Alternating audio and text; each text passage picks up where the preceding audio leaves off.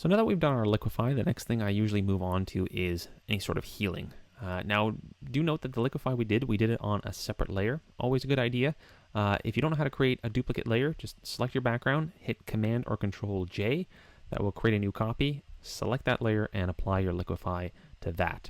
Don't do your liquefy on the background layer. So next thing for the healing, we're going to create a blank layer. Again, we're trying to work non-destructively here, so we're going to create a blank layer and select our healing brush. Now, try to use the healing brush as often as possible. The clone stamp tool will destroy texture over time, so try and avoid it. The healing brush works great nowadays, so just try and stick to it unless you absolutely can't get it to work properly, then fall back to your clone stamp. But stick to healing brush, or sometimes even spot healing brush or patch tool whenever possible. So now that we've got a blank layer here, we selected our healing brush, and make sure that you select sample, current, and below. If you're on current layer, it won't have any information to work off of, so make sure you select current and below so that it samples all of the pixels from the layers below. So we're going to zoom in here. I'm just hitting Command plus or Control plus just to zoom in, and we don't have a ton to heal out here. She's got great skin, so she's going to make it nice and easy for us. But basically, we're just going to hold down the Alt or Option key, sample a point, and paint. Again, sample a point and paint. And just keep doing that, getting rid of any sort of little bumps or bruises here.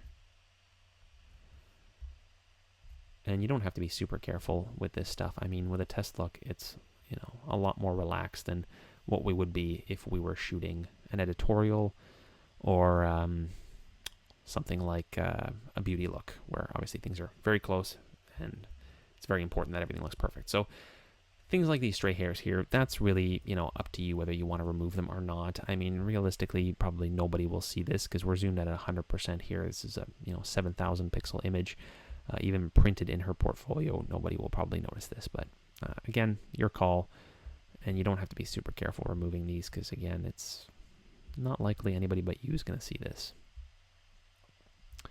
These little hairs up here, same thing. I'm just going to kind of take care of these. Now, whenever there's a transition point like this, sample right in the transition point and try to match it up at the top, and then the healing brush will work just fine. The only time it doesn't work is if you try and sort of sample here, and then, you go through here and we start going across, then it will get all messed up. But if you had a transition point, just sample on the line and match it above. All right, so that's good enough. Actually, let's just grab a couple of these little guys here. Again, nobody will probably notice this other than you. But let's just be thorough about it, I guess. All right, there we go. So that's essentially our healing. Obviously, we're going to be doing a lot more of it once we look at beauty looks, but that's really all you have to fix. I mean, we don't have to get crazy on a test look.